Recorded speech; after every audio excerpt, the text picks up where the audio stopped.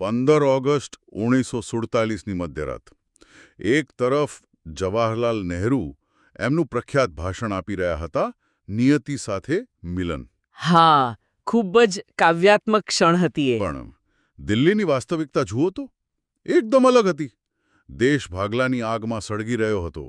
લાશોથી ભરેલી ટ્રેનો આવી રહી હતી. અને આર્થિક રીતે તો દેશ પડી ભાંગ્યો હતો. બરાબર. અને એની ઉપર 565 રજવાડા જાણે ભારતને હજારો ટુકડાઓમાં વહેંચવા તૈયાર બેઠા હતા.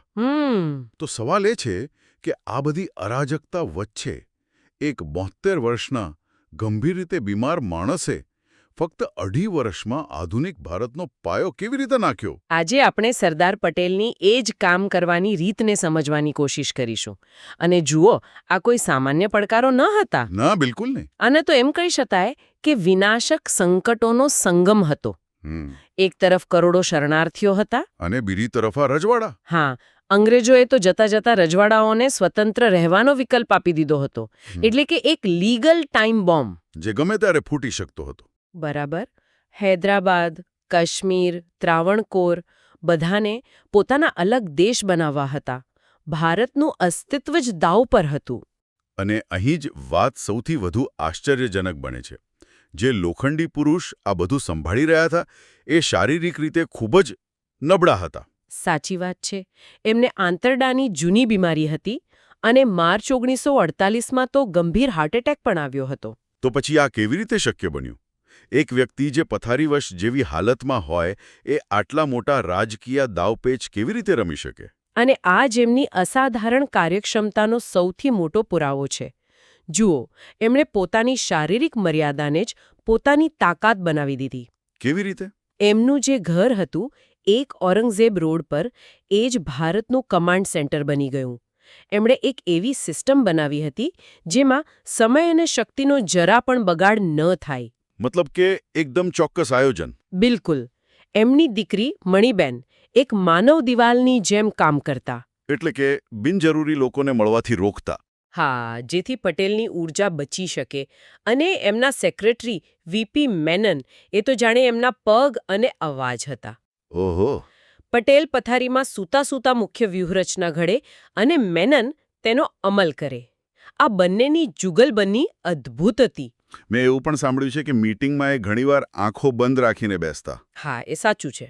લોકોને લાગતું કે ઊંઘી રહ્યા છે, પણ ખરેખર તો એ દરેક શબ્દ સાંભળી રહ્યા હતા, બસ ઊર્જા બચાવી રહ્યા હતા. ફક્ત મુદ્દાની વાત અને નિર્ણય, કોઈ લાંબી ચર્ચાઓ નહીં. તો આ તો થઈ ભૌગોલિક એકીકરણની વાત. પણ એમનું બીજું એક મોટું કામ હતું બંધારણ સભામાં. રાજકીય એકીકરણ. બરાબર. ત્યાં એમણે ભારતને ભવિષ્યના અનેક વિભાજનોથી બચાવી લીધો. તો મેં પેલી અલગ મતદાર મંડળની પ્રથા નાબૂદ કરવાની વાત કરી રહ્યા છો, ખરું ને? હા. પણ એ સમયના માહોલમાં લઘુમતીઓને આ માટે રાજી કરવા એ અશક્ય જેવું નહોતું. ખૂબ જ મુશ્કેલ હતું. ડર તો હતો જ. અલગ મતદાર મંડળ એટલે લઘુમતી સમુદાયો ફક્ત પોતાના ઉમેદવારને જ મત આપે. પટેલે સમજાવ્યું કે આ તો અંગ્રેજોની ભાગલા પાડો અને રાજ કરો નીતિનું ઝેર છે. એમણે દલીલ કરી કે સાચી સુરક્ષા અલગતામાં નથી, પણ બહુમતીનો વિશ્વાસ જીતીને રાષ્ટ્રની મુખ્યધારામાં જોડાવામાં છે. અને એમની વાતની અસર થઈ? બિલકુલ. જ્યારે એ પ્રસ્તાવ પસાર થયો ત્યારે પટેલે કહેલું કે આપણા ઇતિહાસમાં આ એક ઐતિહાસિક વળાંક છે. આપણે શંકા અને ઝઘડાના એક પ્રકરણને બંધ કર્યું છે. વાહ! આ એક જ પગલાંથી એમણે ભવિષ્યના રાજકીય વિભાજનનો પાયો જ કાઢી નાખ્યો. અને સાથે સાથે સનદી સેવાઓને પોલાદી માળખું કહીને બંધારણીય સુરક્ષા પણ આપી. કારણ કે એ જાણતા હતા કે એક સ્થિર અને તટસ્થ વહીવટી તંત્ર વગર દેશ ન ચાલી શકે.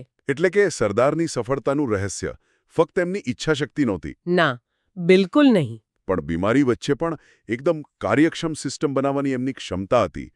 એમણે પોતાની શારીરિક મર્યાદાને જ પોતાની સૌથી મોટી તાકાત બનાવી દીધી. સાચી વાત.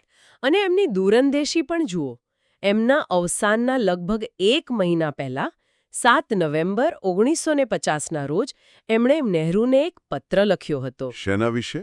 ચીન દ્વારા તિબેટ પર જે આક્રમણ થયું હતું એના વિશે. એ પત્રમાં ભવિષ્યના ખતરાની એકદમ સ્પષ્ટ ચેતવણી હતી. તો આ તો એક મોટો સવાલ ઊભો કરે છે.